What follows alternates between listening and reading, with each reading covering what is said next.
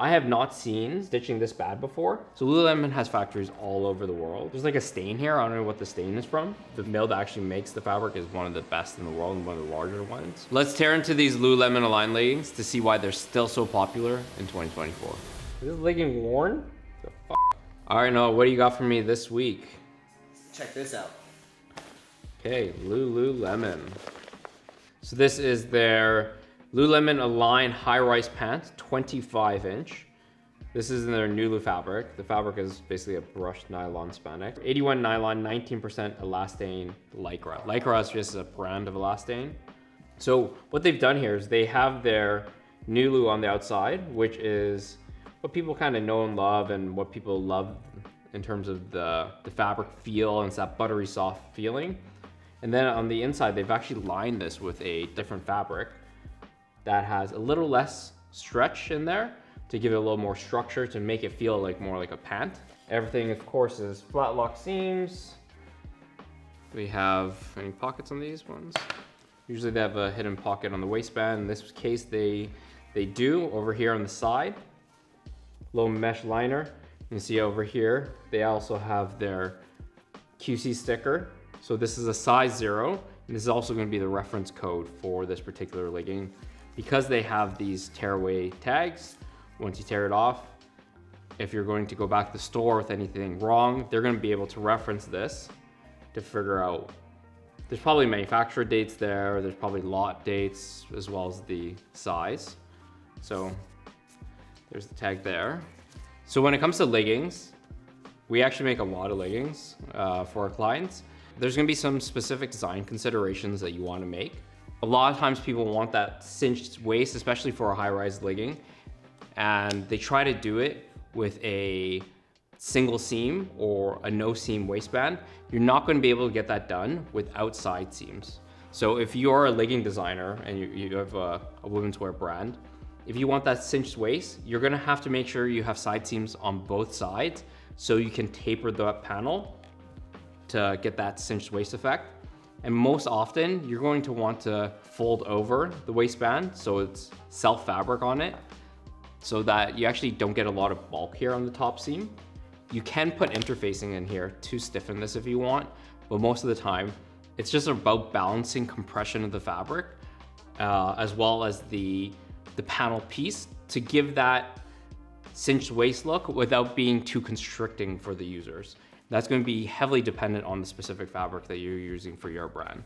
So one thing you're going to notice is that because the material composition of the liner is different than the body fabric itself, even though the brands probably tried to specify the exact same color for bulk production, it's going to be hard to get them to match exactly just because of the material composition going to absorb dye a little differently.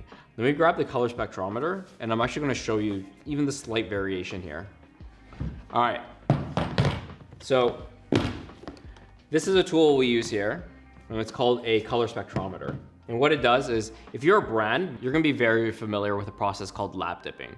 And for those who aren't brands, what lab dipping is you choose a specific color that you want your fabric to be dyed in, and they're going to submit 3 different what's called lab dips for approval to closely match that specific color. And a lot of times it's just a process of taking a look at it and comparing it to either your Coloro or Pantone Swatch and seeing which one matches best. What we use here is what's called a color spectrometer, and it reads color in what's called the LAB color space. So what the LAB color space is a kind of spherical representation of where color is. And it's gonna be represented by lightness and darkness, greens versus reds, and yellow versus blues. So we'll take a color reading of the liner fabric as well as the outside, and I'll show you the slight variation that we're gonna have here. So load up this.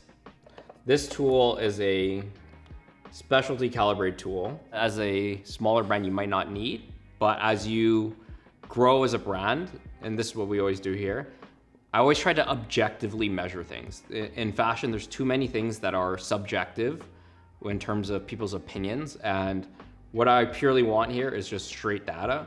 So what this does is it gives us that. This is about like $5,000 if you were looking to buy one, but we're gonna calibrate white right now.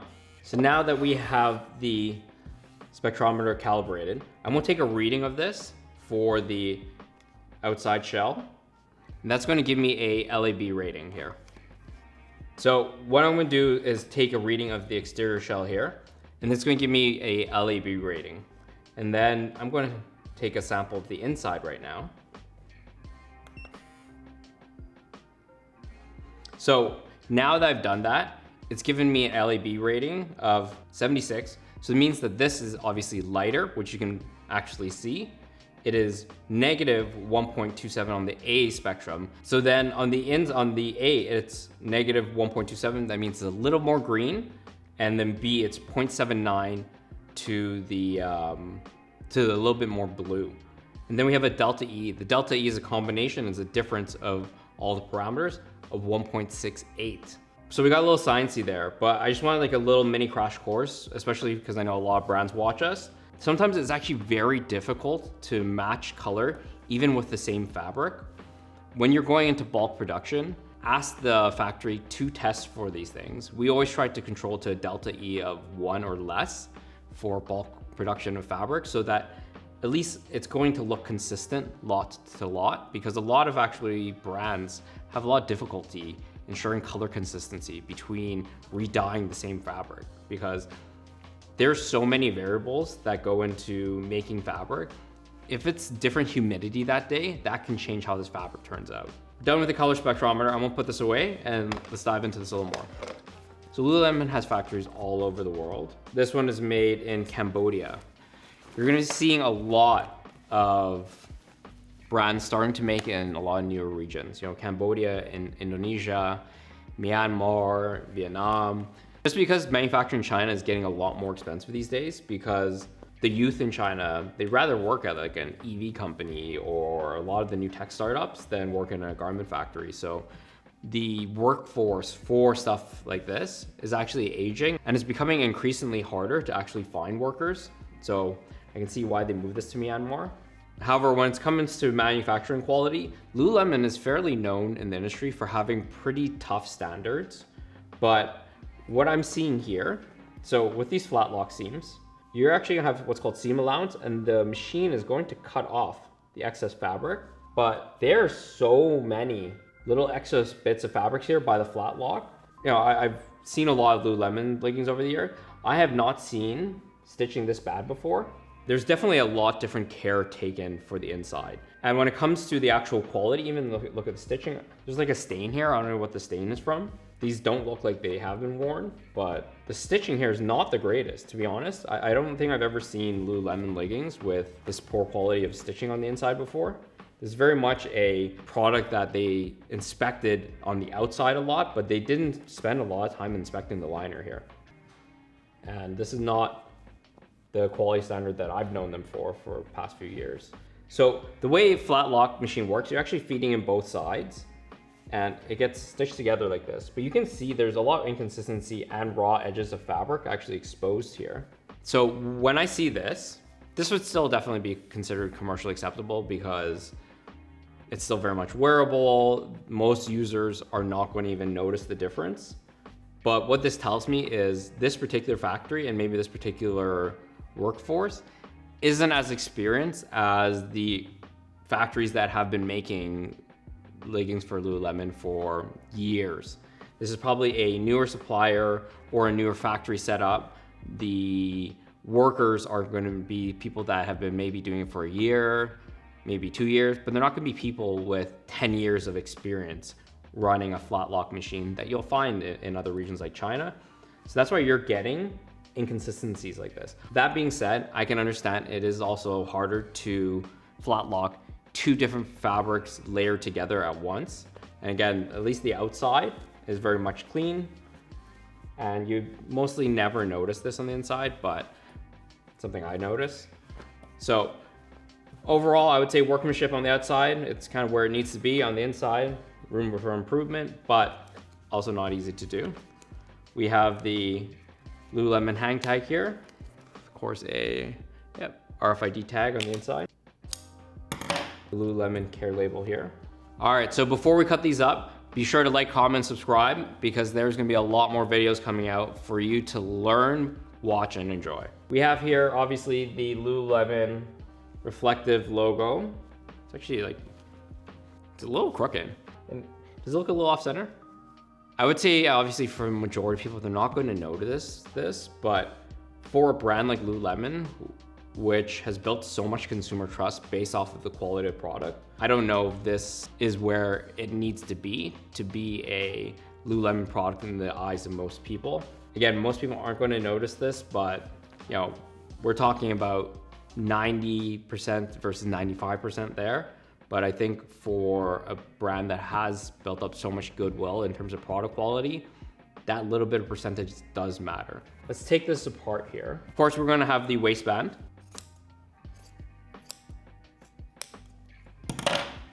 Another reason I'm actually going to say that they line this is because of this light color. So when it comes to lighter colors, you're always going to have risk in terms of it possibly being sheer. And right now, you would be surprised how many brands, the way they test sheerness is either one, they avoid light colors altogether, or two, they get milled fabric samples, they put them on, and you know, we make a lot of leggings, and a lot of brands, they just stand in the mirror or ask people in their office, and that's how they test sheerness. But the problem with that is that the fabric is already milled, it's already made, and now you're stuck with all this fabric that's gonna be sheer. So what we do here is I actually developed a sheerness fabric tester that we might launch in the future, but right now we use it internally. And what we do is we actually test fabric at the lab dip level to see if it's going to be sheer or not. That way, brands that we work with can decide whether or not they want to test a color or take the risk of developing a color that might be close to being sheer. So I'll show you that in 1 second. Here is the waistband here, and you'll see same panel fabric, but then they have the mesh pocket here. You know, often you're gonna use a credit card, coins, keys, this day and age, vapes, but it allows you to store that in your legging. So let me grab our sheerness tester. We'll test this fabric and let's see if this fabric would have been sheer without the liner. All right, so this is the sheerness tester that I developed and we use in-house here for our clients. And what this does is it allows us to actually test fabric for potential sheerness issues at the lab dip level. So first, calibrate, just calibrate that. Calibrate this. And what I'll do is take a little swatch here.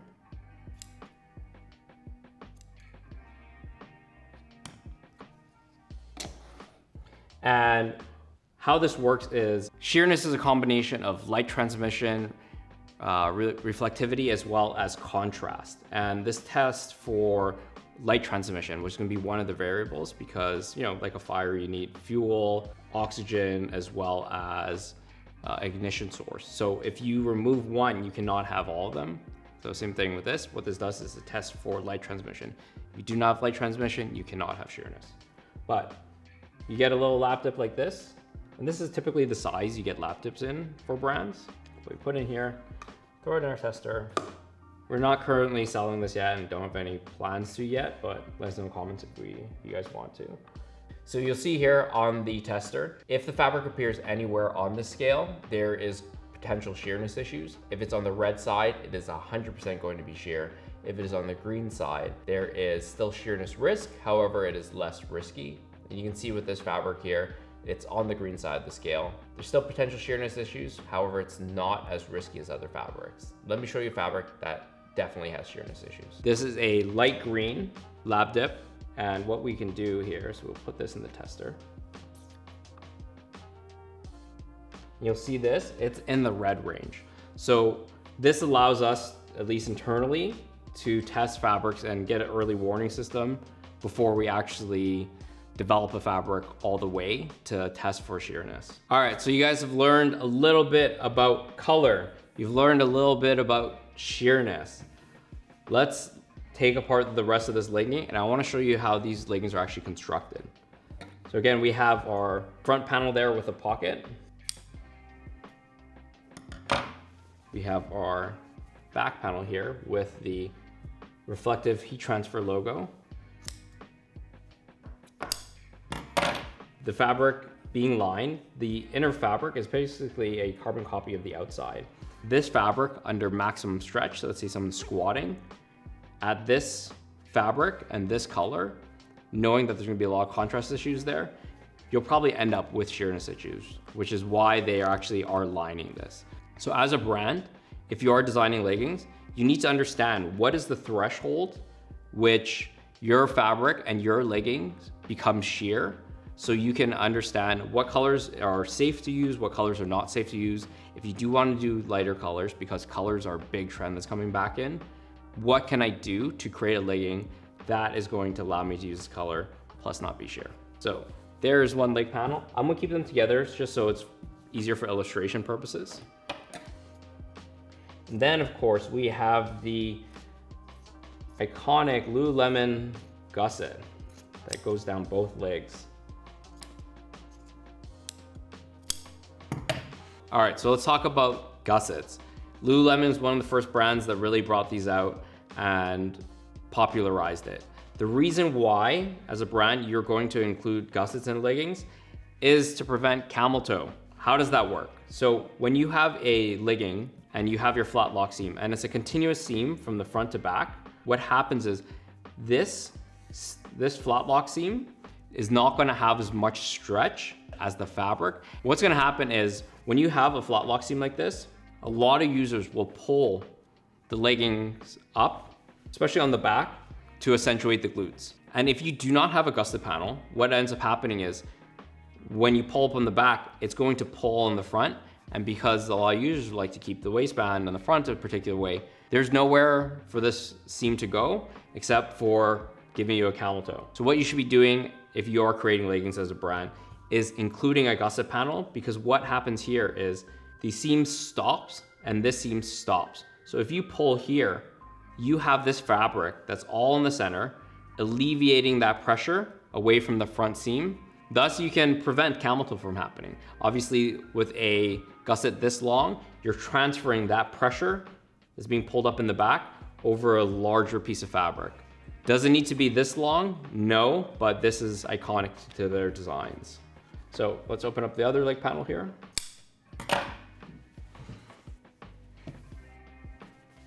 Here is the other leg here. All right, so now that we've taken apart these aligned leggings, as you can see, each panel again is gonna be carbon copied with the liner fabric. What I'm gonna do is I'm gonna take a GSM cutting to see what the fabric weight is for the exterior shell as well as the liner. And I'm also gonna take a cutting to throw in our pill tester to see how pill resistant this fabric is. All right, so let's take a sample from the outside. GSM stands for grams per square meter. And what that is how heavy is a fabric per square meter. GSM is just one way to measure fabric, but I think it's one of the simplest kind of baseline measurements a brand can do to ensure consistency in their fabric. So here is the outside. This is 210 GSM, or 209, pretty bang on.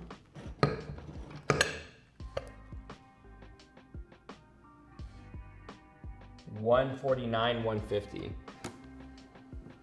So obviously the lighter weight liner fabric and the heavier weight exterior shell, I'm sure Lululemon has some crazy testing procedures that they know the combination of these two fabrics at these two weights are gonna prevent sheerness. So now that we have the weight of the exterior plus the interior, let's get a swatch here for pill resistance testing. We're gonna make sure the technical face, so the face of the fabric that's designed to be outside, is gonna be placed over here. We're going to actually, gotta cut a fabric sample swatch first. Okay. Honestly, all these GSM cutters suck, but keep an eye out. We might be working on something to replace that. So right now, what we're gonna do is we're gonna put our technical face down in the testing holder. So here is our retaining ring. What we do now is place a testing pad in here. We have testing head. And let's walk over to our pilling tester to see how this rates. This is what's called a Martindale testing machine. And what we're gonna be doing is we're gonna be rubbing this against a known abrasive, and we'll go through 1,000 testing cycles and does it in like a random orbital testing pattern. And what's going to do is it's going to give us a test result, which we will come back in 20 minutes and check on it. 20 minutes later. All right, so now we are back. So you can see here, the center is where the rub test was occurring, and the edges is where the fabric is fairly new. So the scale of this is going to be between 1 and 5. 5 is 0 pilling. 4 is slight pilling. 3 is moderate pilling. 2 is severe pilling.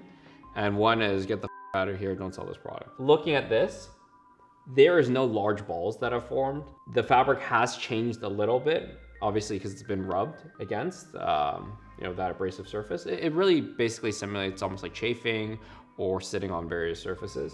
But there's no large balls forming in terms of commercial viability. I would say it's probably a 4 to 4.5 out of 5. The ability for this fabric to resist pilling is pretty good. And one would say better than actual normal for a fabric that is brushed like this.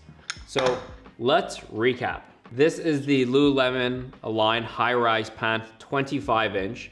It is in a lilac color. The fabric is their new Lu fabric, which is 81% nylon, 19% lycra. It is lined with a 90% nylon, 10% lycra. And this is 210 GSM, this is 150 GSM. There is a reflective brand mark for the Lululemon logo. There is a fold over waistband that has been cinched at the waist. The color being lighter has been lined to prevent issues with sheerness. There's also an interior pocket.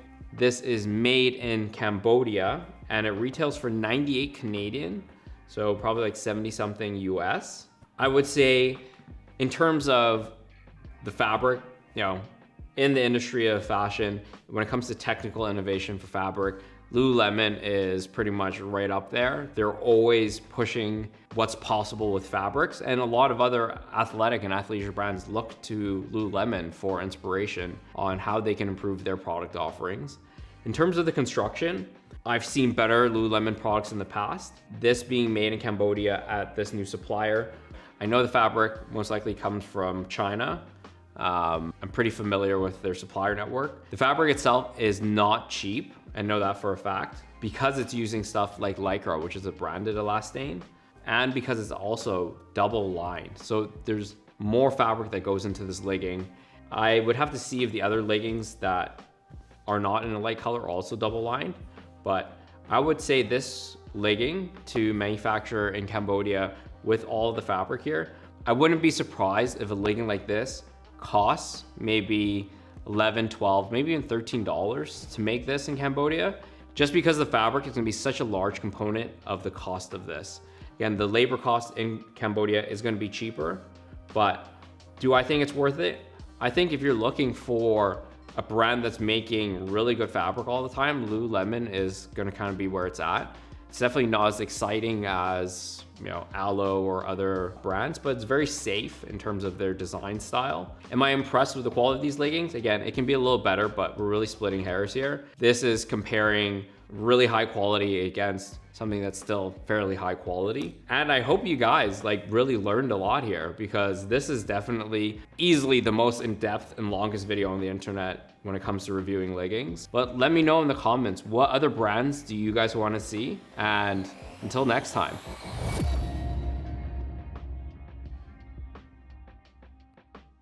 If you guys want to see more of these type of videos and more on what goes on behind the scenes in fashion, don't forget to subscribe and check out these videos.